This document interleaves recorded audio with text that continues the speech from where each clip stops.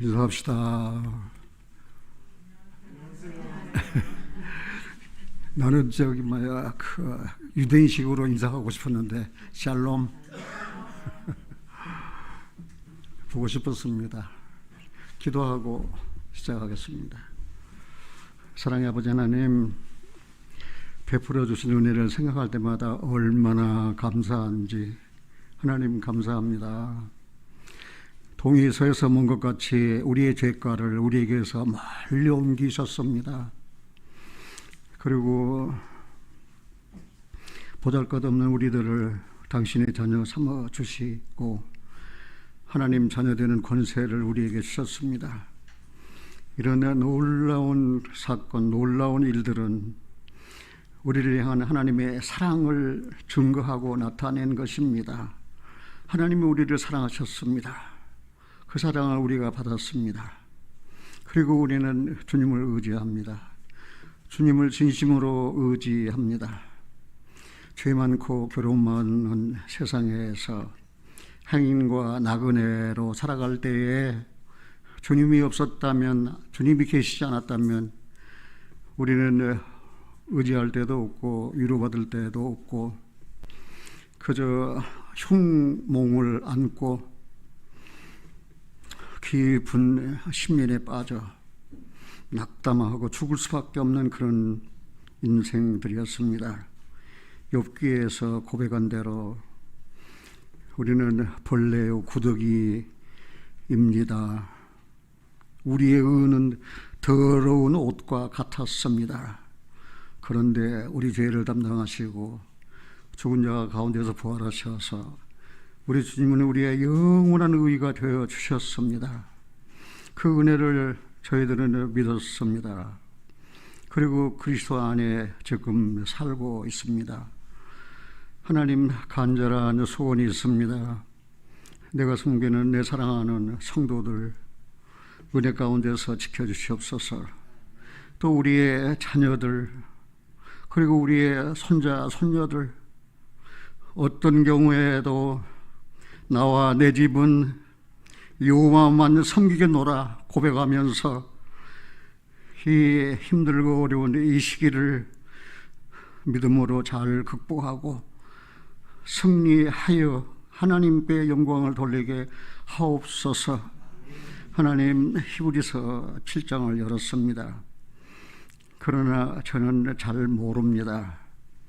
하나님께서 내게 계시해 주신 말씀들을 따라 하나님 전하고자 하오니 이 시간 성령으로 충만케 하여 주시옵소서. 우리 주 예수 그리스도 이름으로 기도하옵나이다. 아멘. 그러니까 주님 밖에 의지할 분이 없잖아요. 그 멜기세덱의 반차 서열을 따라서 된 제사장. 우리 한번 생각해 볼 그런 제목이에요. 또 그런 사실이에요. 왜 그렇습니까? 지금은 신앙적으로 하면은 확신의 때예요. 네가 믿음 안에 있는가? 네가 정말 그리스도 예수 안에 있는가? 네가 정말 성령으로 거듭난 그리스도인인가? 네 생명이 생명책에 기록된 사실을 확신하고 사는가? 정말 확신의 때예요. 굉장히 어떤 의미에서 중요하거든요. 지금은 새롭게 구원 받는 분들이 있으면 좋겠지만 지금은 시기적으로 그럴 때가 아니에요. 지금은 추수 때예요. 지금은. 그래야 알곡이냐 쭉정이냐, 곡식의 알곡이냐 쭉정이냐도 중요하지만 신앙의 알곡이냐 쭉정이냐도 굉장히 중요한 거예요. 우리가 그런 내 자신의 믿음을 살펴보면서 확신 속에 사는 것은 굉장히 중요한 것입니다. 이 세상에 태어난 모든 사람들은 동서고금을 막론하고 어떻게 해야 하나님께 가는 것인가? 왜냐하면 사람이 하나님께를 가자면은 죄를 짊어지고는 갈 수 없잖아요. 죄를 짊어지고는 어떻게 하나님께 가요? 하나님은 죄를 싫어하시는 분인데, 그래서 이 죄에 대한 문제가 해결되지 않으면 예수를 10년 믿고 20년 믿어도, 아니 일평생 믿어도 그는 그리스도 밖에 있는 사람이에요. 누구 보면 시중에 보면은 70인이 각처 곳에 나가서 전도하고 돌아와서 예수님께 전도 보고를 했잖아요. 선생님, 귀신들도 우리에게 항복합니다. 귀신들도 우리에게 항복하더라고. 그러고 예수님이 뭐라 했습니까? 칭찬했습니까? 그래, 귀신들이 하늘에서 떨어지는 거, 번개같이 떨어지는 걸 내가 보았다. 그러나 그것으로 기뻐하지 말라. 너희 이름이 하늘에 기록되는 거 기뻐하라 그랬습니다. 지금 세상 돌아가는 거 보면은 귀신 들린 자들이에요. 귀신 들린 자들의 집단이에요. 그 귀신을 쫓아내지 않으면, 그 귀신이 누굽니까? 바알세불, 귀신의 왕이. 더 짚고 올라가면 마귀, 사탄, 용, 예펜, 귀신 들린 자들. 그러나 자기가 귀신 들린지도 몰라요. 참 기가 막힌 사실이죠. 그래서 죄를 짊어지고 하나님 앞에 나갈 수 없잖아요. 그런데 하나님은 분명하게 하나님께 나아가는 길을 제시해 주셨어요. 근데 이 성경 전체를 보면 두 가지거든요. 하나는 구약의 모세의 율법을 통해서, 또 하나는 신약의 멜기세덱의 반차를 쫓은 제사장을 통해서. 그래서 그 구약의 모세의 율법, 그 제사제도 짐승의 피를 잡아서, 짐승을 잡아서 그 피로 제사를 드렸어요. 그러나 그 제사는 그 제사 드리는 자들로 하여금 아무것도 온전함을 얻을 수 없게 했어요. 무효예요, 무효. 그거는 다 쓸데없는 짓이에요, 그거는. 그래서 하나님께서는 레위 지파가 아닌 이제 별다른 제사장을 세워야 할 필요가 있었어요. 그래서 세우신 게 멜기세덱의 반차를 쫓은 영원한 제사장. 그분이 바로 누굽니까? 그리스도예요. 그래, 모세의 율법, 그 율법은 우리를 의롭게 하지 못합니다. 율법의 행위로 구원을 받지 못합니다.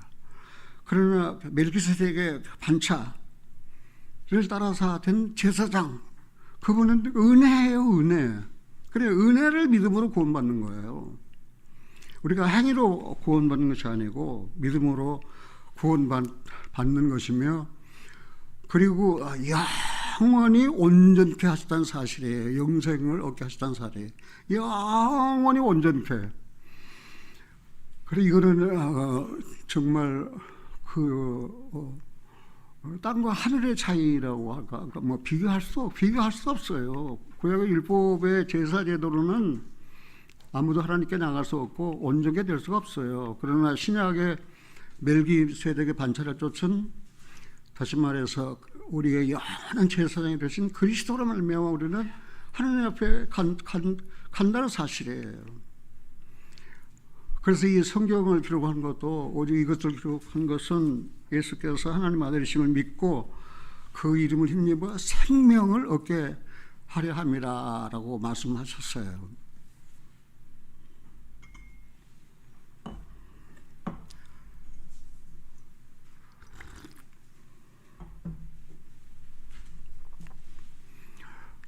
그런데 이 히브리서를 보면은 11장은 믿음장이고 12장은 소망장이고 13장은 사랑장이에요. 그래서 히브리서 11장 믿음장에 보면 6절에 뭐라 했습니까? 같이 한번 봅시다. 믿음이 없이는 하나님을 기쁘시게 할 수 없느니라. 뭘 내가 선을 행하고 뭐 좋은 일 행하고 죄를 안 짓고 그가 하나님을 기쁘시게 하는 일 되겠죠. 그러나 하나님은 믿음이 없이는, 왜냐하면 믿음을 하지 않으면 하늘나라에 갈 수가 없어요. 그러니까 믿음이 없이는 하나님을 기쁘시게 할 수가 없어요. 그래서 내가 믿음이 있는가 자기를 시험해보라 봐야 된다는 말입니다. 내가 믿음으로 살아가고 있는가. 그 믿음에서 믿음에 이르게 한다고 그랬잖아요. 그게 얼마나 놀라운 사실인지 몰라요. 그래서 그 믿음 있는 자들은 이제 두 가지 것을 이제 마음에 마음에 새겨야 되는데, 첫째는 하나님이 계신 거.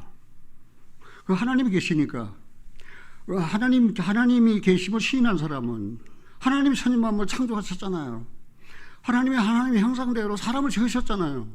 그들에게 복을 주셨잖아요. 생육하고 번성하라고 그랬잖아요. 그리고 두 번째는 자기를 찾는 자들에게 하나님은 상 주시는 분이에요. 상을 주시는 분이에요. 자기를 찾는 자들에게 상을 주셔요. 우리가 받은 상이 무엇입니까? 예수님이 우리가 받은 상이에요. 상급이에요. 그러니까 믿음 있는 사람은 반드시 이 두 가지. 첫째, 뭘 믿으라고 그러세요? 하나님이 계신 것을 믿으세요. 하나님이 계세요. 뭐 조금 안 되고 뭐 하면 하나님이 계시다면 불평하고 토들대고 원망하지만 하나님이 계셔요. 그 하나님이 살아계셔요. 살아계셔서 그 뜻을 이루시는 거예요. 이제 인류의 역사를 통해서도 그렇고 또 주님을 통해서도 그렇고 하나님을 믿는 우리들을 통해서도 하나님은 그 뜻을 이루시는 거예요. 그러니까 내 안에 착한 일을 시작하신 그 주님이 나로 소원을 두고 행하시는 것을 생활 가운데서 볼 때에 더욱 주님에 대한 그런 믿음의 확신이 있는 것을 저는 경험하고 삽니다. 오늘 히브리서 7장을 읽었는데, 이 히브리서는 어떤 의미에서 구약의 축소판이에요.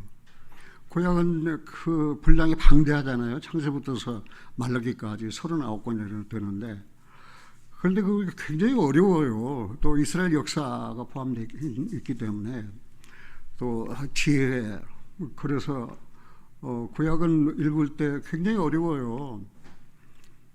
그러나 나는 전도하고 난 다음에 꼭 신약 성경부터 읽으세요. 신약 성경을 읽을 때 요한복음부터 읽으세요. 이 요한복음은 정말 놀라운 그런 영적 생명을 얻을 수 있는 그런 내용들이 기록되어 있거든요. 우리가 잘 아는 대로 누구든지 내 말을 듣고 또 나 보내신 이를 믿는 자는 영생을 얻었고 심판에 이르지 아니하나니 사망에서 생명으로 옮겼다. 정말 기가 막힐 그런 말씀들로 요한복음이 채워져 있어요. 근데 뭐 어떤 한국의 학자라고 한 사람이 요한복음 강해 수많은 엉터리로 말입니다. 세상에. 그럴 때 정말 우리가 이렇게 성경을 통해서 예수께서 하나님 아드심을 믿었다. 얼마나 중요한지 몰라요. 그 이름을 믿고 뭘 얻었다? 생명을 얻었다. 얼마나 감사한지 몰라요. 그러니까 믿고 영생 생명을 얻은 그리스도인들은 이제는 그분을 의지하고 사는 거예요. 그분을 믿고 사는 거예요. 나를 믿는 것이 아니고 그 주님을 믿고 사는 거예요. 그것이 믿음 아닙니까? 그 믿음의 주님에게 딱 초점을 맞추면 다른 거 안 보여요. 그런데 주님에게 초점을 맞추지 아니하고 사는 그리스도인들은 여기 봤다가 그러니까 신앙이 성장할 수가 없어요. 구원받았다 해도. 그런 거 보면은 정말 너무나도 가슴 아프고 마음 아프게 안타까워요. 내가 예수를 믿었다면 그분에게 딱 초점을 맞추고 그 주님만 바라보면 말입니다. 정말 나와 세상을 간 것 없고 구속한 주님만 딱 보인다면 생활에서 충분히 풍성한 은혜 그리고 넘치는 사랑에 우리는 감사하고 살 수 있어요. 그래서 저도 구원받고 난 다음에 히브리서를 많이 읽었어요. 여러 번 많이 읽었어요. 그래서 히브리서가 1장에서 13장까지 거의 다 뭐 줄줄줄 암송은 못하지만은 그러나 1장부터 13장에 다 꿰고 있어요. 다 알고 있어요. 그런데 이번에는 히브리서 7장은 저에게 새로운 의미를 부여했습니다. 그래서 이 히브리서 7장을 찾겠습니다. 그러면 히브리서는 누가 기록했을까? 먼저 궁금하잖아요. 히브리서는 누가 기록했을까? 그 히브리서는 누구를 위해서 기록했을까? 이거는 다 궁금해요. 그런데 아쉽게도 성경에는 히브리서를 기록한 저자를 찾아볼 수가 없어요. 저자를 몰라요. 사람들은 히브리서 저자를 몰라요. 누가 히브리서 썼는지 몰라요. 그건 하나님께 속한 내 비밀이에요. 그래서 억지로 사람들이 히브리서 누가 썼다, 누가 썼을 것이다 그렇게 추정하지만 그것은 그냥 생각이고, 히브리서 저자는 알 수 있다, 알 수 없다? 알 수 없다. 누구만 알아요? 하나님만 아셔요. 그런데 히브리서를 이제 읽어보면은 그 저자가 누굴까 하는 것이 대강 이렇게 드러나요. 그러면은 신약 성경에서 가장 서신서를 많이 쓰는 바울이 아닐까? 그 히브리서를 바울이 쓰지 않았을까? 그런데 바울이 쓰지 않았어요. 그 히브리서를 기록한 문체와 사도 바울이 썼는 서신서의 문체를 비교해 보면은 완전히 달라요. 그리고 바울이 썼다고 주장하는 신학자들 있지만 그것은 그냥 그런 대로 맡겨두고, 그런데 히브리서자는 그러면 누굴까? 아볼로다. 왜냐하면 우리가 잘 아는 대로 아볼로는 성경에 아주 능한 사람이었어요. 그런데 이 1530년대인가 말틴 루터가 히브리서 저자는 아볼로다. 알렉산드리아에서는 아볼로다. 그래서 아볼로 저작서를 그렇게 추정하는 분들이 많아요. 그런데 저도 히브리서를 보니까 바울보다는 아볼로가 쓴 게 더 가깝게 저에게도 느껴져서, 그러나 나는 아볼로가 썼다고 말하지는 않습니다. 그런데 그때 당시는 이 히브리서를 기록할 연대는 AD 60년대 네로의 박해로 유대인 그리스도인들이 아주 핍박받고, 그리고 산지 사방에 이제 흩어졌던 그런 시기에 이 히브리서가 기록되었어요. 그런데 그 당시에는 큰 도시가 4개가 있는데, 첫째는 로마, 두 번째는 애굽의 알렉산드리아, 그 다음에 안디옥, 그 다음에 에베소, 이런 이 도시가 히브리서가 기록될 당시에는 가장 큰 도시였어요. 그런데 우리가 잘 아는 대로 사도 바울은 아볼로를 만났어요. 아볼로를 만나가지고 아볼로를 자기 곁에 뒀어요. 그리고 고린도 교회에 편지를 쓰면서 고린도 교회 그 그리스도인들에게 나는 심었고 아볼로는 뭐였어요? 물을 주었다. 그리고 그러나 심는 이나 물 주는 이는 아무것도 아니로되 자라나게 하시는 하나님뿐이다. 그러니까 바울은 심었고 아볼로는 물을 줬어요. 나무를 심어서 물을 안 주면 말라 비틀어지잖아요. 어떤 신앙 기본적인 교리를 가르쳤지만은 계속 물 주는 일, 잘하도록 성장하는 일, 그런 게 없다면 그 심는 이의 수고가 헛될 것입니다. 그런데 심은 나도 아무것도 아니고 물을 주었던 아볼로도 아무것도 아니고 자라나게 하시는 누구? 하나님이시다. 그래서 사도 바울도 아볼로를 자기의 동력자로 곁에 두고 인정했다는 사실을 우리가 알 수 있어요. 그런데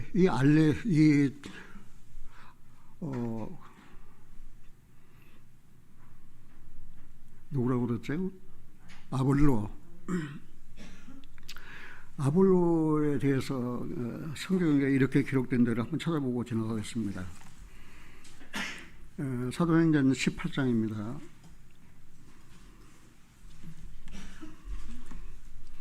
사도행전 18장 24절입니다. 사도행전 18장 24절. 알렉산드리아에서 난 아볼로라 하는 유대인이 에베소에 이르니 이 사람은 학문이 많고 성경에 능한 자라. 그러니까 알렉산드리아 출신이에요, 이 아볼로가. 근데 에베소에 이르니 이 사람이 유대인이라고 그랬잖아요. 이 사람은 학문이 많고 성경에 능한 자, 아주 그냥 많이 배운 사람이에요. 그러니까 많이 배웠으니까 이스라엘 역사는 아주 환하게 꿰뚫고 있었겠죠. 그 학문이 많고 그 다음에 성경에 능한 자라 그래서 성경에. 그 다음 25절입니다. 그가 일찍 주의 도를 배워 열심으로 예수에 관한 것을 자세히 말하며 가르치나 요한의 세례만 알따름이라. 그런데 요한의 세례만 그 지식이 많고 성경에 능한 자였지만은 어디까지만 알아요? 요한의 세례까지만. 그러니까 요한의 세례가 무엇입니까? 이거 회개입니다. 회개하라 천국에 가까웠느니라. 거기까지만 알아요. 그런데 성령의 세례를 모르는 거예요, 이 사람이. 그 다음 26절입니다. 그가 회당에서 담대히 말하기를 시작하거늘 브리스길라와 아굴라가 듣고 데려다가 하나님의 도를 더 자세히 풀어 이르더라. 그래서 회당에서 지식이 많고 성경에 능한 아볼로가 힘있게 외치고 설교를 하는데 거기에 참석했던 브리스길라와 아굴라 부부 그걸 들었어요. 그래서 이제 집회가 끝났겠죠. 그러니까 아볼로를 이제 데려다가 이제 교대를 나눈 거예요. 그래서 예수께서 십자가에 못 박히셔서 우리 죄를 다 담당하시고 죽은 자 가운데 부활하셔서 우리를 거듭나게 하셨다. 그 일을 위해서 하나님께서 약속하신 성령을 보내셨다. 그래서 아볼로가 브리스길라와 아굴라 부부와의 교제를 통해서 그 미숙한 부분이 알지 못했던 부분을 깨닫게 되었다는 사실을 우리가 알 수 있어요.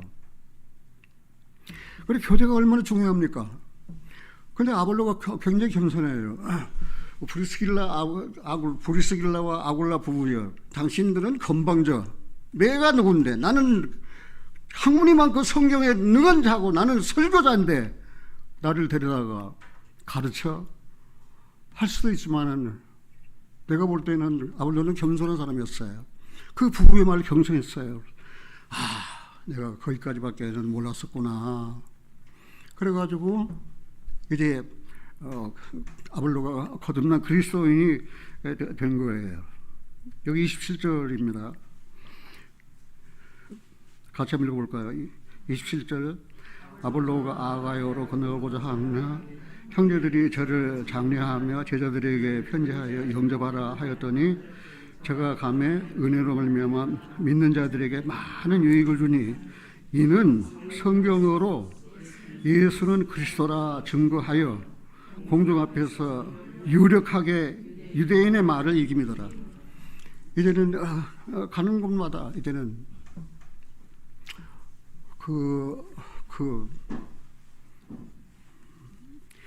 많은 학문 그리고 성경에 능한 사람, 이제는 그 부부의 도움으로 이제는 성령으로 거듭난 체험.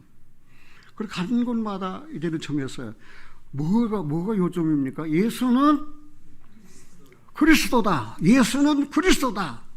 하고 유대인들을 이겼다 그랬어요. 그래서 이 아볼로는 아까 얘기한 대로 그 애굽의 그 알렉산드리아는 헬라 알렉산더 대왕이 이제 그 남방 정복을 하고 애굽의 알렉산드리아 지방까지 내려가서 거기서 이제 세워진 게 알렉산드리아라고 하는 도시예요. 근데 그 알렉산드리아에는 핍박으로 인하여 아까 얘기한 대로 그 로마 그 황제들의 핍박으로 인하여 이제 흩어졌어요. 근데 믿은 유대인들이 그 알렉산드리아로 많이, 왜냐하면은 큰 도시로 가야 내가 예수 믿는 그리스도인 것을 발견되지 않잖아요. 숨을 숨기가 좋죠. 피신하기가 좋잖아요. 그래가지고 이제 큰 도시로 이렇게 피신되어 있는데 그 아볼로가 되는 알렉산드리아에는 그때 유대인 정착촌이 있었어요. 유대인들이 머문 촌락이 있었어요. 유대인 촌락에서는 그 셉수전 해가지고 70인역이라는 성경을 사용하고 있었어요. 그 셉수전 70인역 성경은 원래 히브리 말과 아람어로 기록된 이 성경을 헬라 말로 번역한 게 바로 이 셉수전의 70인역이에요. 성경학자 70명을 모아다가 성경을 번역하게 했어요. 왜냐하면 거기는 그 그리스, 헬라, 알렉산더 영향으로 생긴 도시였기 때문에 그 헬레니즘의 문화권, 그러니까 헬라, 그리스의 문화권과 유태에 또 숨어서 피난온 유대인들, 그러니까 거기에는 히브리어로 만든 성경이 별로 잘 안 통한 것 같아요. 그러니까 이 셉수전 히브리어를 헬라어로 이제 번역하게 했어요. 그래서 그 성경을 사용하고 있는 데가 바로 이 알렉산드리아예요. 그러면 이 히브리서를 왜 기록하냐? 기록한 이유가 뭐냐? 기록한 이유는 아까 얘기한 대로 이제 박해로 인하여 이제 피난 일을 선택한 사람들이 그런 대도시로 이제 숨어들어가지고 거기에 그리스도인들이 정착하는 촌을 이루는데, 박해받을 때 믿음을 지킨 자들이에요. 근데 박해받은 자들이 박해받을 때 믿음을 지키는 신실한 자들이었었는데 그들의 믿음이 지금 변절되어 가려고 하고 있는 거예요. 변절. 그리스도에 대해서 의심이 있는 거예요.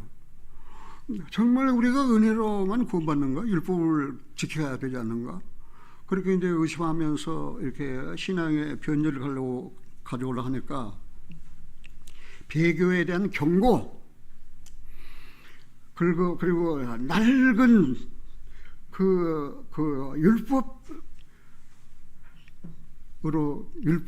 율법으로는 보호받을 수 없다. 그러니까 낡아 빠진 율법으로는 보호받을 수 없다.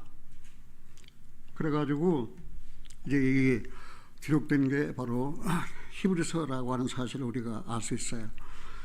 그래서 구약의 낡은 제도에 너희들은 거기 있지 말고 얘는 신앙의 성장을 도모하라.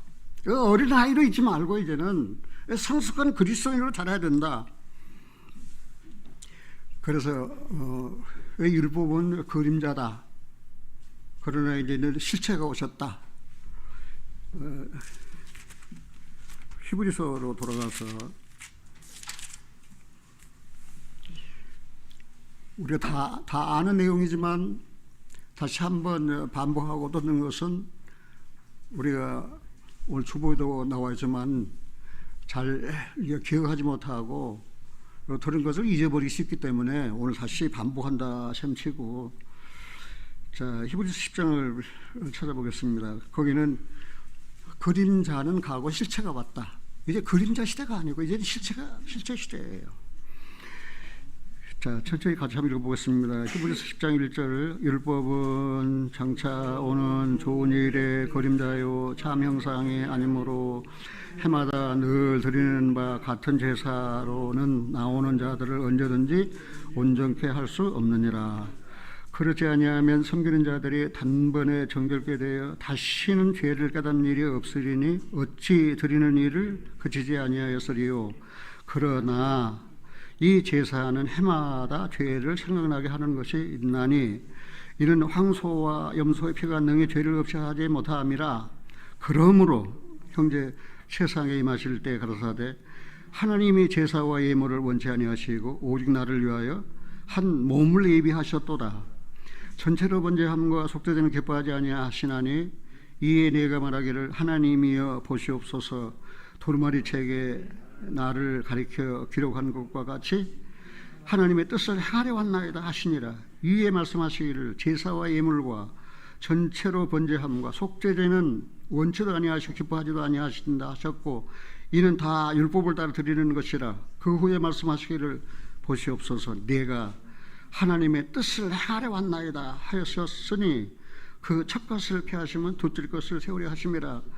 이 뜻을 쫓아 예수 그리스도의 몸을 단번에 들이심을 말미암아 우리가 거룩함을 얻었노라. 그러니까 율법은 뭐예요? 그림자예요. 그러면 실체는 누구예요? 그리스도예요. 그러니까 율법의 행위로는 또 제사로는 온전하게 될 수가 없어요. 그래 그거 안 돼요. 그래서 이제는 별다른 제사장이 오셔야 돼요. 그래서 보옵소서 기록한 대로 내가 왔나이다. 아버지 뜻을 행하려 왔나이다. 그래서 그 주님이 이제는 염소 송아지 필요하냐고 자기 몸을 몇 번에 단번에 제사로 드려 영원한 속죄를 이루어버렸어요. 오늘 솔직하게 이 내용을 한국 기독교의 모든 목사님들이 아셨으면 좋겠어요. 율법의 행위로 구원을 못 받는다니까요. 그 은혜를 믿음으로 구원받는다니까요. 그러면 율법의 행위로 안 되니까 온전함을 얻을 수가 없으니까 하나님의 뜻을 행하려 말씀이 육신이 되어 이 땅에 하나님의 아들이신 그리스도가 오셨잖아요. 그래서 영원한 속죄를 이루셨잖아요. 그래서 우리는 영원히 속죄함을 받았잖아요. 그리고는 영생을 얻었잖아요. 얼마나 기가 막히고 놀라운 사실이에요. 그럼 내가 뭐 이걸 설명하거나 설교할 필요 없어요. 그냥 읽어보면 그냥 그대로 다 나와 있잖아요. 그래서 이제는 그림자는 갔어요. 그림자 시대가 아니에요. 그런데 율법도 아론을 통한 제사제도 또 염소와 송아지 피로 드렸던 제사 그리고 다 뭐예요? 하나의 예표 하나의 그림자예요. 근데 이제 예수님께서 실제로 오셔서 자기를 단번에 들으셔서 하나님의 뜻을 이루셨잖아요. 우리가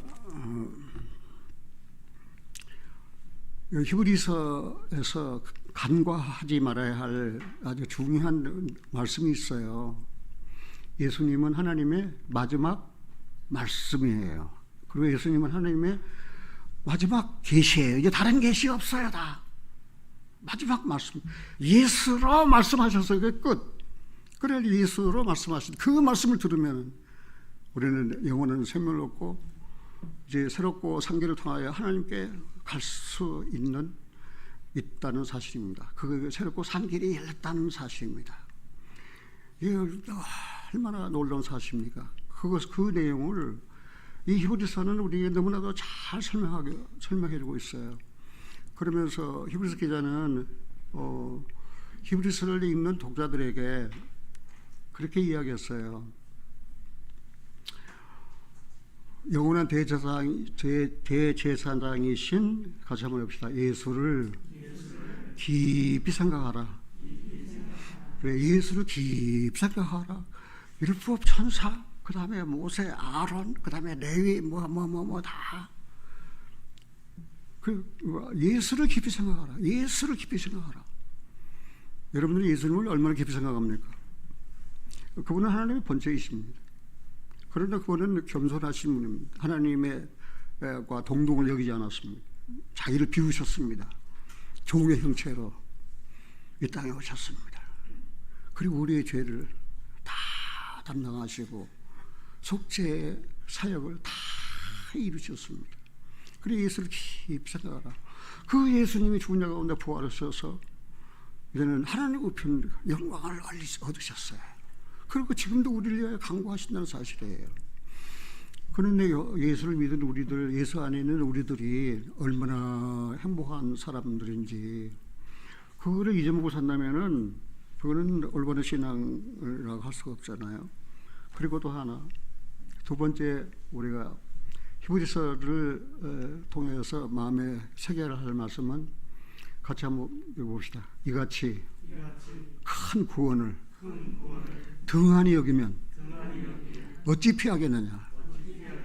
그러니까 우리가 딱 두 가지. 하나는 예수를 깊이 생각하라. 두 번째는 이같이 큰 구원. 우리가 받은 구원이 작은 구원인 줄 아십니까? 천만에요. 구원 못 받으면 지옥 가요. 거기는 구더기도 죽지 않고 불도 꺼지도 않아요. 불로서 사람마다 그 소금치담을 받는 데가 바로 지옥이에요. 그러니까 예수를 깊이 생각하라. 이같이 큰 구원. 그러면 나는 예수님을 믿음으로 구원받았습니다. 그러면 어떻게 해요? 하나님의 뜻이 성취되었잖아요. 이제는 우리들의 삶이 중요해요. 그 이후 우리의 삶이 중요해요. 히브리서 사람들도 처음에는 그렇게 확신이 있었어요.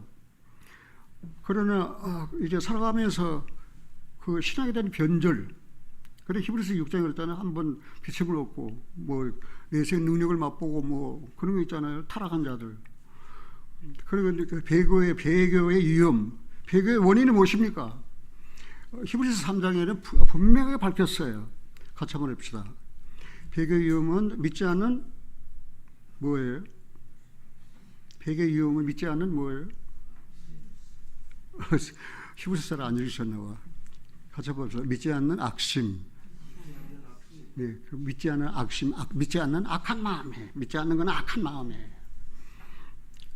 누가 믿지 않습니까? 그게 배교의 위험은 믿지 않는 악심이에요. 여러분이 정말 믿음이 있다면 그런 배교의 위험이 없어요. 왜?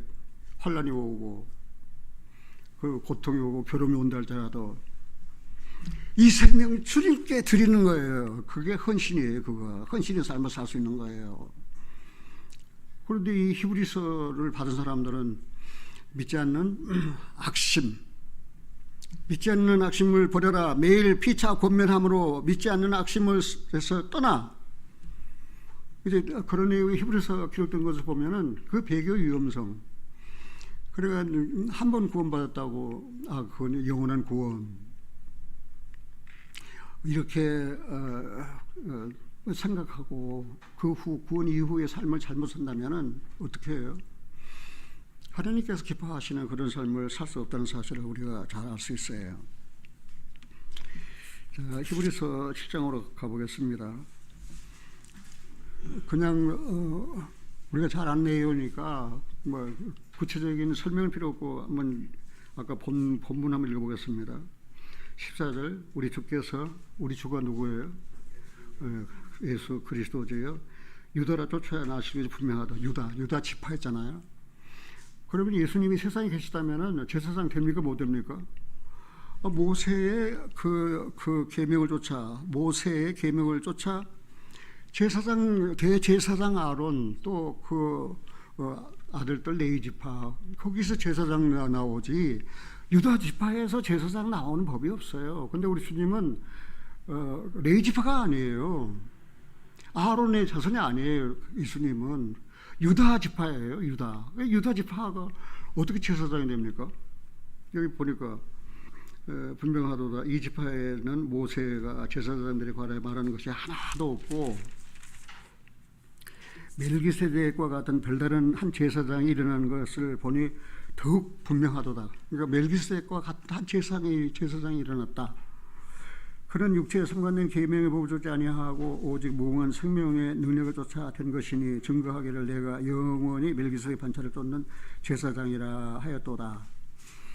그러니까 여기서 이제 제사의 반절이 두 개 아니에요. 하나는 레위계통의 제사장들. 그 하나는 멜기세덱 반차를 쫓은 제사장.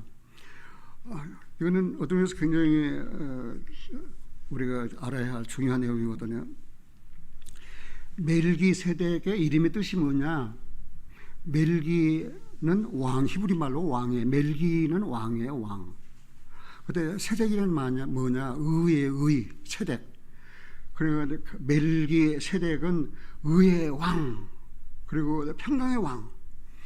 그러니까 멜기세덱 이름의 뜻이 뭐예요? 자, 멜기가 뭐라고 그랬어요? 히브리 말로 왕. 세덱은 그러니까 붙이면 뭐예요? 의의 왕이에요. 멜기세덱이라는 말은 의의 왕이에요. 근데 이 멜기세덱이라는 이 인물에는 어떤 의미에서 하나님의 비밀이 감춰져 있는 인물이에요. 이 멜기세덱의 인물이. 하나님의 비밀이 감춰져 있어요. 이게. 하나님이 계시하시기 전에는 이 멜기세덱에 대한 이 비밀, 멜기세덱 감춰진 이 인물에 대해서 제대로 알 수가 없어요. 그런데 이 멜기세덱에 대해서 언급한 내용이 창세기 14장과 18절에서 19절에 보면은 있고, 또 시편 110편 4절에 이제 하나님께서 이제 맹세하시고, 너는 멜기세덱에게 반찬을 줬는데 영원히 제사장이다, 그렇게 선언을 하셨어요. 시편 110편 4절에 시간이 없으니까 내가 앉아서 볼게요. 그리고 난 다음에 이 히브리서 7장에 지금 그 멜기세덱에 관한 내용이 설명되어지고 있어요. 우리가 이제 적으셨을 때니까 창세기 14장에 돌아가 보면은 아브라함이 조카 롯을 구출하고 그리고 그 탈취한 물건 중에서 가지고 돌아오는데 살림왕 멜기세덱이 와서 그를 영접하고 환영을 했어요. 그리고 천지의 주제이신 하나님께서 너를 축복하실 거다라고 살렘왕 멜기세덱이 아브라함을 그렇게 축복하니까 아브라함이 자기를 축복하는 사람에게 감사해서 자기가 얻은 것 중에서 얼마 10분의 1을 멜기세덱에게 드린 거예요. 그러면은 멜기세덱은 아브라함보다 높습니까? 아브라함보다 낮습니까? 왜 그렇습니까? 높은 자가 낮은 자를 축복하는 거지. 높은 자가 낮은 자에게 복 주는 거지. 낮은 자가 높은 자에게 복 주는 거 아니에요. 그러니까 멜기세덱이 아브라함에게 천지에 주신 하나님이에요. 하나님이 너에게 복을 주고 복을 주실 거다. 그러니까 아브라함이 10분의 1을 드렸다. 그리고 아까 말씀드린 시편 110편 4절에 뭐라고 그랬어요? 하나님께서 맹세하시고 변치하시는 신실하신 하나님이 너는 멜기세덱에게 반차를 줬더니 영원한 제사장이 되리라 될 것이다. 시편 110편은 굉장히 중요한 내용이 있어요. 시편 110편은 내가 오늘 시간이 없어서 설명을 못하지만 그는 제왕적 시예요. 시편 110편은 제왕적 시예요. 그리고 예수님이 이제는 왕이 될 것을 선언했어요. 제사장이지만. 그리고 종말론 시예요. 종말론적 시가 시편 110편이에요. 시편 110편만 제대로 뚫으면은 성경을 다 이해할 수 있어요. 그만큼 시편 110편은 중요해요. 그를 메모했다가 돌아가셔서 시편 110편을 한번 읽어보세요. 첫째는 제왕시, 제왕적 시, 하나는 종말론적 시예요. 그러니까 결국 예수 그리스도로 말미암아 그 악한 자들이 정복되고 이제 의의 왕, 평강의 왕으로 오셔서 그의 다스림에 영원 무궁할 것을 말씀하셨어요. 그런 내용들을 생각해 볼 때 지금은 이제 그렇게 재림하실 예수님이 그 발을 땅에다가 내려 놓으실 때가 다 됐어요. 마음이 설레기도 하고 흥분되기도 하고, 그 영광스러운 주님의 발이 예루살렘 앞 곧 동편 감난산에 그 발을 내려놓으실 때 말입니다. 우리도 그와 함께 올 것인가? 그러려면 우리가 먼저 휴거되어야 되잖아요. 이런 내용들을 생각하면 아주 흥분되기까지 해요. 그런데 이렇게 창세기에서 이제 멜기세덱의 반차를 멜기세덱의 이런 이름이 나오는데 그 멜기세덱에 대한 온전한 해석을 인간이 하는 거 아니에요. 1500년이 지났을 때 히브리서를 통해서 멜기세덱에 대해서 설명하고 있는 거예요. 해답을 주고 있는 거예요. 멜기세덱이 이런 사람이다 하는 것을. 그런데 우리는 이미 지나간 역사이기 때문에 읽어보면은 이 말이 다 역사적으로 성취되어 되었구나 하는 사실을 우리가 더 확신하면서 정말 성경은 하나님의 말씀이구나, 또 하나님의 뜻을 성취하시는 그런 말씀이구나 하는 것을 알 수 있어요. 그러니까 나의 왕은, 이제 우리 신앙적으로 한번 봅시다. 나의 왕은 누구예요? 나의 왕은 맞아요. 나의 왕은 나의 왕은 멜기세덱이지 뭐예요? 나의 왕은 누구예요? 멜기가 뭐예요? 왕이잖아요. 세덱이 뭐예요? 그러니까 의의 왕이에요. 근데 평강의 왕이에요. 그러니까 나의 왕은 멜기세덱이에요.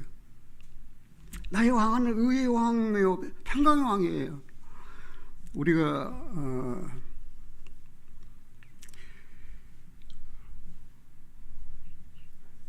이 내용들 히브리서 7장을 해석하려면은 그 앞장으로 돌아가야 돼요. 히브리서 5장을 한번 보겠습니다. 히브리서 5장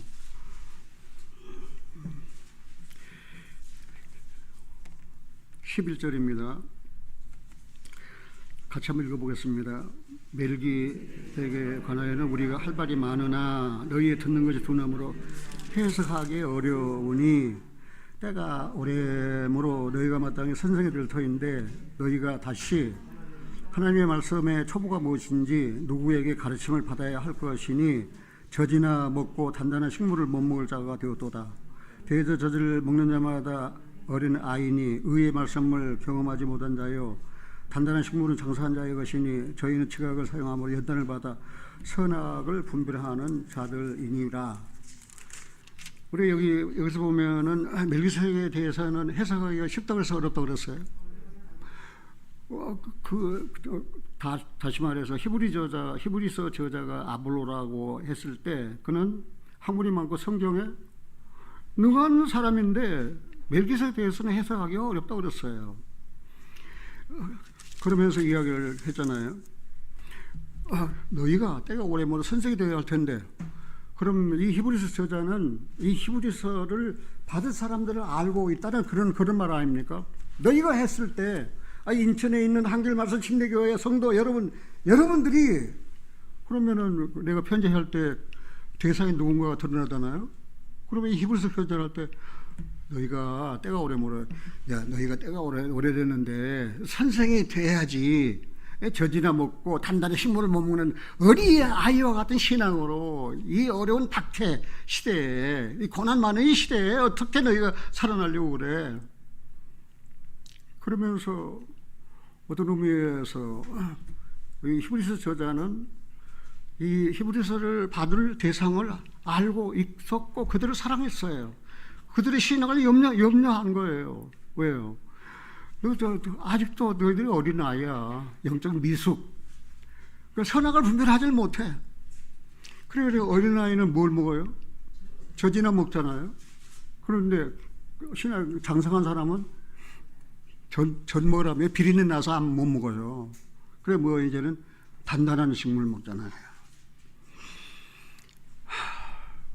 우리가 이 히브리서를 보면서 그렇게 이 히브리서 저자는 자기가 사랑하고 또 존경했던 그런 신앙인들, 그런데 이 변절이 배교 위험에 처했으니까 이거 답답하고 괴롭잖아요. 그래서 히브리서를 쓸 수밖에 없잖아요. 아들이다, 아들 그리스도다. 예수를 깊이 생각하라고 왜 율법이냐? 우리도 역시 마찬가지예요. 우리가 구원받은 지 오래됐잖아요. 지금 젖이나 먹습니까? 단단한 식물을 먹습니까? 조금 시험 당하고 조금 어려움 당하고 조금 문제가 있고 뭐 하면 말입니다. 그건 뭐예요? 투덜대고 불평되고 말입니다. 그걸 감당 못한 이런 지체가 있다면 그건 어린아이예요. 단단한 식물을 먹는 사람은 그 고난에 동참하는 거예요. 그 고난에, 그 괴로움에 동참하는 거예요. 그래서 단단한 식물을 먹는 거예요. 그리스도 그 고난. 그래서 그리스도인들이 정상적으로 구원받고 성장하는 그리스도인들은 내가 내 본성을 알아요. 내 본질을 깨달아요. 내가 나쁜 놈이에요. 내가 악한 자예요. 내가 귀신 들렸던 자예요. 그러나 예수님 만나서 고침을 받고 온전하게 된 자예요. 그렇게 고백하고 일을 당할 때, 무슨 일을 당할 때 숨기지 않아요. 정직하게 고백하는 거예요. 하나님께서 어떤 때는 그러거든요. 나한테도 내가 전도할 때 너무 피곤하고 고단해가지고, 그때는 통금 시간이 있어가지고 전도하고 집에 돌아오면 통금 사인이 울려요. 그러면 가지도 못하고 사가지고 방범대원들이 잡혀가면 경찰서 가야 되잖아요. 그렇게 피곤한 그런 전도인의 생활을 보냈어요. 그 가방을 들고 모임 인도하려고 나가다가 너무 힘드니까 오늘 하루 좀 쉬자. 오늘 하루 좀 쉬어가지고 뭐 잘못 듣겠어? 그리고 오니까 집사람이 놀래가지고, 아니 그 형제자매들 다 어떻게 하고 지금 당신 집으로 돌아오면 어떡합니까? 어머니 힘들고 피곤해도 다시 갔어요. 그래가지고 할 수 없이 또 가방 들고 나갔던 그런 경험들이 있습니다. 그래서 이 멜기세덱, 그러면서 내가 깨달았던 것은 가장 문제가 다른 사람이 아니에요. 다른 지체들 아니에요. 절대 다른 지체들 아니에요. 누구예요? 나예요. 내가 문제예요. 내가 문제덩어리예요. 내가 좀 힘들다고 쉬고 피곤하다고 뭐 하고 말입니다. 성경 상관 게을리하고 말입니다. 기도하는 거 게을리하고 말입니다. 전도하는 거 게을리하고 말입니다. 다 문제가 나더라고. 그러면 문제 있다는 하나님 어떻게 합니까? 하나님은 나에게 그래서 너 매 맞고 갈래? 그냥 갈래? 여러분 어떻게 할래요? 매 맞고 갈래요? 그냥 갈래요? 그래서 날들어 너 매 맞고 갈래? 그냥 갈래? 그래서 하나님 그 매 맞기 싫어요. 그냥 갈래요.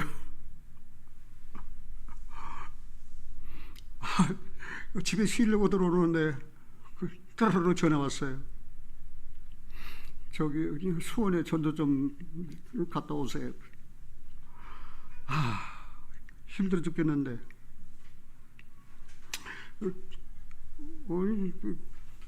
자가용도 있으면서 나는 차도 없는데 버스 타고 저쪽 타고 버스 타고 가려면 어떻게 합니까? 또 나한테 싸우는 거예요. 너 매 맞고 갈래? 그냥 갈래? 매 먹기 싫어요. 그냥 가요. 그러면서 전도자의 생활을 했어요. 여러분들도 생활에서 그렇게 부딪힐 거예요. 매 맞고 갈래요? 그냥 갈래요? 매 맞고 가고 싶다는 사람 없을 거예요. 그런데 나는 하나님과 그 대항을, 하나님하고 많이 싸웠거든요. 대항을 했거든요. 내가 용입니까? 바다입니까? 죄 하나 조금만 지면 그걸 다 드러내는 거예요. 그냥 내가 바다입니까? 내가 용입니까? 날들어 어떻게 하란 말입니까? 내가 어떻게 이 죄를 감당하란 말입니까? 그리고 막 대들고 따졌거든요. 그러면서 이제는 하나님께 대들고 따졌던 그 내용을 다 내려놓고, 이제 그래요. 내가 잘못했을 때 하나님 때려주세요. 엉덩이 돌려댈 거예요. 그래서 매 맞을 때도 한두 번이 아니에요. 그 매 맞고 어떻게 해요? 낙심한 거 아니에요. 매 맞고 울면서 돌아서 내가 잘못했어요. 그러면서 깨달은 게 자아가 죽었다는 사실입니다. 내 자아가 죽었다는 사실입니다. 자아가 죽지 않냐고 어떻게 올바른 신앙생활을 합니까?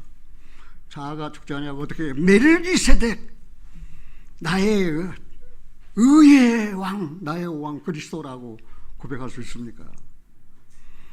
이거 문제는 가장 큰 문제가 이제 자아예요. 그 한 장 넘어가서 히브리서 6장을 한번 보겠습니다. 지금 이 히브리서 저자는 멜기세덱에서 설명하는 거예요. 히브리서 6장 19절입니다. 같이 한번 읽어볼까요?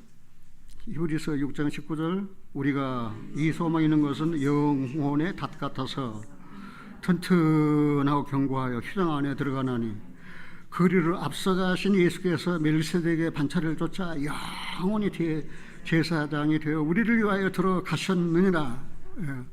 이 소망이 있는 것은 주님을 내 주님, 나의 멜기세덱, 나의 의의 왕, 평강의 왕으로 모신 사람은 이제는 소망이 있어요.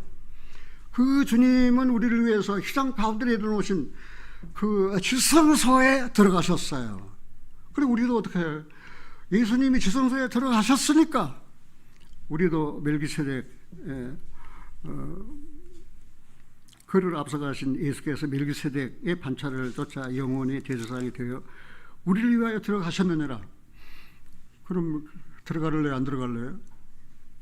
주님 당신만 들어가요. 나는 안 들어갈게요. 지성소에 안 들어가면은 은혜 보호자 앞에 못 가잖아요. 은혜 보호자 앞에 나타날 수가 없잖아요. 그런데 주님은 지성소에 들어가셨잖아요. 시은소. 그리고 우리도 그 주님을 쫓아 어디로 들어가는 거예요? 지성소 들어가잖아요. 호리 플레이스. 거룩한 장소. 시은소. 그 은혜의 보좌 앞에 나가는 거예요. 그런데 지금 히브리서 그런 내용이 기록되어 있는데 내가 다 찾지를 못하겠어요. 시간이 없으니까. 그러니까 은혜의 보좌 앞에 담대히 어떻게 하라고 그랬어요? 나가라고 그랬잖아요. 이 영적 미숙아들, 젖이나 먹고 단단한 식물을 못 먹는 가엾은 나의 사랑하는 형제자매들이여, 이제는 주님께서 휘장 가운데로 휘장을 열어놓고 들어가셨다. 그러니까 그리고 들어가셨으니까 우리도 어떻게 들어가요? 그것이 영혼의 닷 같다고 말이면 영혼의 닷. 그리스도 안에 영혼의 닷을 내렸어야 이제는 움직이잖아요. 정말 이런 사실 생각하면 얼마나 감사한지 몰라요. 그래서 여기까지 설명해 오던 히브리서 저자는 이제 7장에서 이렇게 이야기합니다. 7장 1절입니다. 같이 한번 읽어볼까요? 이 멜기세덱은 살렘 왕이요 지극히 높으신 하나님의 제사장이라. 여러 임금을 쳐서 죽이고 돌아오는 아브라함을 만나 복을 빈 자다. 그래 멜기세덱은 살렘 왕, 살렘이라는 말이 살롬, 다시 말해서 평강, 그리고 평강의 왕이요. 그다음에 지극히 높으신 하나님의 제사장. 어떻게 왕이 어떻게 제사장이에요? 그런 거 없잖아요. 근데 고대 그때는 그런 재정 일치 시대가 있었나 봐요. 제사 드리는 거, 정치하는 게. 그리고 왕도 되고 제사장도 되는 거. 예수님도 세 가지 직분이잖아요. 그런데 그 살렘 왕, 지극히 높으신 하나님의 제사장이라. 여러 임금을 쳐서 죽이고 돌아오는 아브라함을 만나 복을 빈 자라. 아브라함이 일체 10분의 1을 그에게 나누어 주니라. 그 이름을 번역한 적 첫째 의의 왕이요 또 살렘 왕이니 곧 평강의 왕이요. 내가 신앙 생활하면서 이 말씀에 걸렸어요. 그 주님을 내게 영접했을 때 나에게 뭐예요? 의의 왕. 의의 왕이라는 말은 그 의란 말은 의의 스탠드 서 있다는 사실이에요. 의에 또 그 의를 통해서 하나님께 접근한다. 이제 의의 왕이요 평강의 왕이라서 그랬어요. 그런데 나는 생활하면서 예수님이 나의 의의 왕이 되실 거 확실한데 평강은 아니야. 평강의 왕은 아니에요. 평안이 없어요. 그런 시절이 있었거든요. 여러분들도 구원받고 계속 평안이 있었습니까? 그러면 의의 왕은 알지만 평강의 왕은 모르는 거예요. 그래서 내가 구원받았다면은, 나는 의롭다함을 받았다면은 내가 평안이 있어야 할 텐데 왜 나는 내 삶에서 이 평안을 경험하지 못할까? 왜 평강의 왕을 내가 만나지 못할까? 하고 무척 괴로워하다가 빌보서 4장을 통해서 깨달았어요. 무엇이든지 참되며 무엇이든지 의로우며 무엇이든지 칭찬받는다며 무엇이든지 덕을 세우고 무엇이든지 나는 다 걸려 그게. 나는 무엇이든지 그런 자질이 아니었어요. 그래서 내가 그리하면 평강이 하나님이 너희와 함께 하실 것이다. 그래서 아까 얘기한 대로 그런 내가 의롭다함을 받았지만 생활 가운데에서 평안을 누리지 못했던 것은 내 뭐예요? 이 못나빠니 이 자아 때문이에요. 자아가 이리저리 다니면서 문제 다 일으키고 말입니다. 그래 평안이 없잖아요. 그리고 그러면 무엇이든 참되지 못하고 무엇이든 의롭지 못하고 무엇이든 정결하지 못하고 무엇에든지 덕을 세우지 못한 너는 죽어라. 내가 어떻게 죽어요? 뭐 십자가 쳐다보니까 예수님이 날 포함해서 죽으셨더라고요. 그래서 나도 죽었어요. 그러면 마음이 평안이 싹 마음에 들어오는 거예요. 이제 그때야 비로소 히브리서 7장에 있는 멜기세덱 의의 왕이요 평강의 왕이다. 그 사실을 깨닫게 됐어요. 그냥 의의 왕으로 끝난 게 아니에요. 평강의 왕이에요. 여러분들이 의롭다를 받았으면 생활에서 평안을 누려야 된다는 사실입니다. 평안을 누리지 못하는 그 요인이 무엇일까? 내 자아 때문에 그랬을 거예요. 3절에. 근데 그 멜기세덱에서 조사해 보니까 아비도 없고 어미도 없고 족보도 없고 시작한 날도 없고 생명의 끝도 없어 하나님의 아들과 방부를 하여 항상 제사장으로 있느니라. 이 사람이 어떻게 높은 것을 생각하라. 조상 아브라함이 노량물 중 좋은 것을 10분의 1을 저에게 주었느니라. 자, 이 사람이 어떻게 높은 것을 생각하라. 왜? 아브라함이 노량물 중에서 10분의 1을 가져갔잖아요. 그러니까 이제 여기서 우리가 해답을 얻을 수 있어요.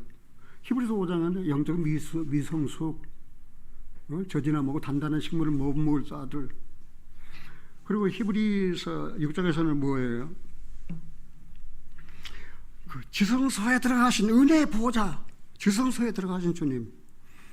히브리서 7장에서는 이제는 그분이 멜기세덱이 살렘 왕이며 그 다음에 의의 왕이요 그 다음에 평강의 왕이다. 지극히 높으신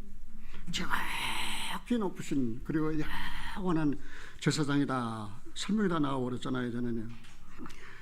우리가 의와 평강은 이건 한 짝이에요.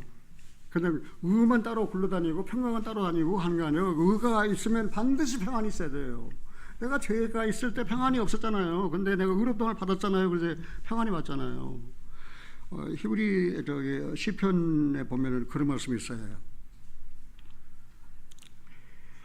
긍휼과 진리가 같이 만나고 긍휼과 진리가 같이 만나고 그다음 의와 평강이 입맞추었다. 의와 평강이 입맞추었다. 시편 85편에 보면은 그런 말씀이 있어요. 시편 85편 10절에 긍휼과 진리 그 한 짝이 긍휼 진리. 그리고 우리 여기서 확실해 볼 것은 요한복음 14장 6절이 성취되었잖아요. 내가 곧 길이요 진리요 생명이니 나로 말미암지 않고는 아버지께로 올 자가 없다 그 말입니다. 없다. 이제는 멜기세덱의 반차를 쫓은 영원한 대제사장이신 예수 그리스도로 말미암아 우리는 하나님 앞에 나가게 됐다는 놀라운 사실을 발견할 수 있어요. 근데 여기 감춰진 비밀이잖아요. 아비도 없어요, 어미도 없어요, 족보도 없어요, 시작한 날도 없어요, 생명의 끝도 없어요. 도대체 왜 아비도 없고 어미도 없고 족보가 없는 사람이 어디 있어요? 이 세상에 태어난 사람 치고 다 족보 있습니까 없습니까? 누구 아들 몇 대 후손 전부 다 것인데 여기 아비가 없어요, 어미도 없어요, 족보도 없어요, 시상한 날도 없어요. 그 다음에 생명의 끝도 없어요. 그런데 우리는 이 사실을 구약 성경을 찾아볼 수 있잖아요. 미가서 5장 2절에 뭐랍니까? 베들레헴 에브라다야 네게서 한 다스릴 자가 탄생할 것이다. 그의 근본은 태초의 상고이니라. 태초 상고부터 계신 분이에요. 아비도 없고 족보도 없는. 이사야 9장에서는 이렇게 이야기하고 있잖아요. 이는 한 아기가 우리에게 낳고 한 아들을 우리에게 주신 바 되었는데 그 어깨는 정사를 메었고 그 이름은 기묘자라 모사라 전능하신 하나님이라 영존하시는 아버지라 평강의 왕이라 할 것임이라. 그 정사와 평강이 더함이 무궁하며 또 다윗의 위에 앉아서 그 나라를 굳게 세우고 자금 이후로 영원토록 공평과 정의로 그것을 보존하실 것이라. 만군의 여호와 열심히 이를 이루시리라. 한 아들을 우리에게 주셨어요. 한 아들이 우리에게 낳았어요. 그 이름이 뭐예요? 김혜자 모사 전능하신 하나님이에요. 그 아기가 의의 왕이요 평강의 왕으로 이 땅에 오셨다고 이미 그 하나님은 이사야 선지자를 통하여 예언했잖아요. 근데 이 멜기세덱에게 그 이름이 지금 걸려 있는 거예요. 왜요? 아비도 족보도 없어요. 생명 시작도 끝도 없어요. 우리가 이 멜기세덱에 대해서 어떤 사람들은 그런 이야기를 해요. 그 육신을 입고 세상에 오시기 이전 선제하신 그리스도가 아닌가. 그 성경에 그런 선지하신 멜기세덱은 선지하신 그리스도가 그런 게 없어요. 다만 그렇게 생각을 해볼 수 있어요. 예. 말씀이 육신이 되어 이 땅에 오시기 이전에 그 그리스도의 모습. 근데 이제는 하나님이 하나 아기를 주셨잖아요. 근데 그 이름이 뭐예요? 김효자 모사 전능하신 하나님의 아기 이름에 전능하신 하나님이라니까요. 이거를 어떤 신학 박사가 이거를 풀어낼 수 있어요? 이 사실 이 말씀을 성령으로 하지 않으면은 그 그리스도를 인정하기가 어려워요. 성령으로 하지 않으면. 자, 한번 생각해 봅시다. 모세의 율법 규정 그리고 그 생명의 능력을 따라 세워진 제사장, 그 율법의 규정으로 된 제사장 아론, 레위, 그 제사장들은 뭐예요? 자기가 연약하니까 자기를 먼저 뭐예요? 자기 죄를 위해서 먼저 제사 드리고 백성의 죄를 제사 드렸어요. 제사 드리면 뭐래요? 그걸 온전하게 되지 못하는데 1년에 한 번씩 속죄일에 욤키푸르, 그래서 속죄 제사를 드렸지만은 해마다 또 생각나서 또 제사 드리고 또 제사 드리고 또 제사 드리고 얼마나 그 번거롭고 범죄스러워요. 그런데 이거는 그 모세의 율법 규정에 의해서 된 제사장들이에요. 그 제사장들은 수요가 많아요. 왜 수요가 왜 많습니까? 죽잖아요. 몇 년 제사장 했는데 죽어버리니까 또 다른 사람도 또 다른 사람 또 제사 다른 제사를 세우고 자꾸 그러는 거예요. 그러니까 이 율법으로는 아무것도 온전케 될 수가 없어요. 그런데 예수님은 그런데 율법의 계명으로 된 제사장이 아니에요. 무궁한 생명의 능력으로 된 제사장이에요. 우리는 넘어서 2장에 넘어서 8장에서 잘 알 수 있잖아요. 누구든지 그리스도 예수 안에 있으면 결코 정죄함이 없는 이는 생명의 성령의 법이 죄와 사망의 법에서 너희를 해방했다 그랬잖아요. 그러니까 그 율법의 계명으로 쫓아된 제사장들은 아무것도 온전하지 못했어요. 육체에 상관된 계명이에요. 그런데 예수님은 멜기세덱의 반차를 쫓아 무궁한 생명의 능력으로 된 제사장이에요. 그런데 그 레위 제사장들은 수요가 많은 것은 죽어버리기 때문에 자꾸 다른 제사를 세우는데 예수님은 영원히 계시기 때문에 다른 제사장을 세울 필요 있어요? 없어요? 다른 제사장 세울 필요 없어요. 영원한 제사장이에요. 영원한 제사장. 자, 어디 아래 있어야 편합니까? 그 계명의 율법에 상관된 그런 제사제도 아래, 제사장 아래 있는 게 편안합니까? 아니면 무궁한 생명의 능력으로 된 멜기세덱의 반차를 쫓아 영원한 대제사에 된 그리스도 안에 있는 게 더 편안합니까? 그런데 이 히브리서를 받은 그리스도인들이 있죠. 그런 걸 제대로 분별하지 못하고 그래도 유대교에 있을 때가 좋았어. 유대교로 가서 안식일을 지키고 그다음에 11조 드리고 그다음에 또 성전에 가서 섬기고 그러니까 이제 우왕좌왕 갈팡질팡하고 하니까 이거 배교 그 믿는 도리의 소망을 변질시킬 가능성이 있으니까 그에 대한 경고로 이 히브리서가 기록되었다는 사실이에요. 히브리서를 읽으면은 더 그리스도 예수 안에서 믿음이 다 굳건해지고 터가 탁 잡히고 정말 이제 뿌리가 박혀서 더 든든하게 세워짐을 느낄 수 있어요. 자, 이런 제사장이 우리에게 합당합니까? 합당하지 않습니까? 자, 우리가 합당한 제사장에 대해서 한번 찾아보겠습니다. 히브리서 아까 본문 7장에서 25절 한번 보겠습니다. 25절. 이제 이거 자기 거라 생각하시고 이제 읽어보세요. 25절 같이 한번 읽어봅시다. 그러므로 자기를 힘입어 하나님께 나아가는 자들을 온전히 구원할 수 있으니 이는 그가 항상 살아서 저희를 위하여 간구하심이니라. 이러한 대제사장은 우리에게 합당하니 거룩하고 악이 없고 더러움이 없고 의인에게서 떠나 계시고 하늘보다 높이 되신 자라. 저가 저 대제사장들이 먼저 자기 죄를 위하고 다음에 백성의 죄를 위하여 날마다 제사 드리는 것과 같이 할 필요가 없으니 이는 저가 단번에 자기를 들여 이루셨음이니라. 율법은 약점을 가진 사람들을 제사장으로 세웠거니와 율법 후에 하신 맹세의 말씀문에 영원히 온전케 되신 아들을 세웠느니라. 그러니까 이런 제사장 멜기세덱의 반차를 쫓아 그 영원한 제사에 되신 그 그리스도, 우리에게 합당한 제사장이에요. 왜 그렇습니까? 그분은 항상 살아계셔요. 그래서 우리를 위해 간구하고 계세요. 우리에게 합당한 제사장 그리스도는 그의 생활이 거룩해요. 악이 없어요. 더러움이 없고 죄인에게서 떠나 계셔요. 그리고 자기를 단번에 들으심으로 영원한 속죄 제사를 드려버리는 거예요. 그러니까 이제는 죄에 대한 제사를 드릴 것이 없어요. 이제는요. 그런데 기독교 신자로 오래동안 믿던 사람들은 단번에 속죄를 받았다, 단번에 구원받는다면은 이단인가 보다. 이단은 뭐? 그러면 이 성경이 이단입니까? 단번에 영원한 속죄를 이루셨다는데 내 말입니까? 성경에 기록되어 있잖아요. 그 기록되는 것을 왜 못 받아들여요?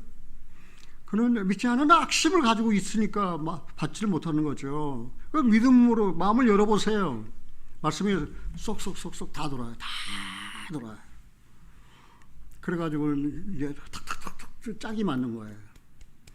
너희는 여호와 책을 자세히 읽어보라. 이것이 하나도 빠진 것이 없고 하나도 짝이 없는 것이 없으니 이는 여호와 입이 이를 명하셨고 그의 성령이 이를 불러 모으셨다고 그랬어요. 성경에 그렇게 다 짝이 있어요. 다. 그래가지고 어떻게 하나님의 뜻을 이루시는 거예요. 그 일을 위해서 우리의 영원 제사장으로 예수님이 오셨어요. 그 예수님은 온전케 되신 하나님의 아들이에요. 그리고 우리의 영원한 제사장이에요. 결론으로 히브리서 10장에 보면 이런 말씀이 있어요. 그 말을 한번 읽고 제가 마칠까 합니다. 히브리서 10장 18절로 25절입니다. 히브리서 10장 18절 25절. 근데 우리말은 좀 딱딱하니까, 개혁성경은 딱딱하니까 내가 세번역에서 이거를 옮겨와서 세번역으로 내가 읽어볼 테니까. 히브리서 10장 몇 절에 그랬어요? 18절로 25절. 18절, 죄와 불법이 용서되었으니 죄를 사하는 제사가 더 이상 필요 없습니다.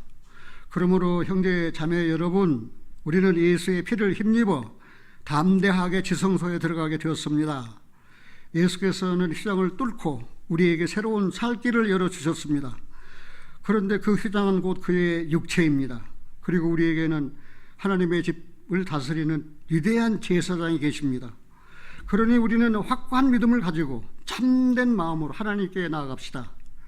우리는 마음에다 예수의 피를 뿌려서 죄책감에서 벗어나고 맑은 물로 몸을 깨끗이 씻었습니다. 또 우리에게 약속하신 분은 신실하시니 우리는 흔들리지 말고 우리가 고백하는 그 소망을 굳게 지킵시다. 그리고 서로 마음을 써서 사랑과 선한 일을 하도록 격려합시다. 어떤 사람들의 습관처럼 우리는 모이기를 그만하지 말고 서로 격려하여 그날이 가까워 오는 것을 볼수록 더욱 힘써 모입시다. 코로나 때문에 예배당 못 나와요? 그래서 코로나 때문에 예배도 안 나오니까 좋아요. 그건 근본적으로 신앙이 잘못된 거예요. 우리는 여기서 이 말씀을 통해서 하나 배울 것은 마음에 그리스도의 피를 뿌리는가, 죄책감에서 벗어나는가, 소망 가운데 사는가, 서로 마음을 써서 사랑과 선한 일을 하는가. 이것이 그리스도인들의 진정한 11조라는 드리는 생활이라는 사실입니다. 11조는 드리는 거예요. 여러분 생명을 드리는 거예요. 여러분 정성을 드리는 거예요. 여러분 성품을 드리는 거예요. 그게 11조예요. 그리스도는 그 몸을 완전히 하나님께 드리셨습니다. 우리의 11조입니다. 우리도 그리스도로 말미암아 하나님의 것으로 드려졌습니다. 기도하겠습니다. 하늘에서 아버지 하나님, 누가 또 우리에게 있습니까? 땅에서 주님밖에 우리의 사모할 자가 없습니다. 우리 육체와 마음은 쇠약하지만 하나님의 영원한 우리의 분기십니다. 그리고 우리 주님은 죽은 자 가운데 부활하셔서 우리의 영원한 의가 되어 주셨고, 멜기 세덱의 반차를 쫓았는데 영원한 제사장이 되어 항상 살아계셔서 우리를 위하여 지금도 간구하고 계십니다. 그 주님 안에 있는 우리는 행복합니다. 그 주님 안에 있는 우리는 참으로 평안합니다. 멜기세덱, 의의 왕, 평강의 왕, 우리의 왕입니다. 그리스도는 우리의 의의 왕입니다. 그리스도는 우리의 평강의 왕입니다. 오 마라나다, 어서 오시옵소서. 주님, 저희들은 간절히 기다리고 사모하고 있습니다. 사랑하는 우리 교회, 악한 마귀가 일절 손대지 못하도록 지켜주시옵소서. 우리 주 예수 그리스도 이름으로 기도하옵나이다. 아멘.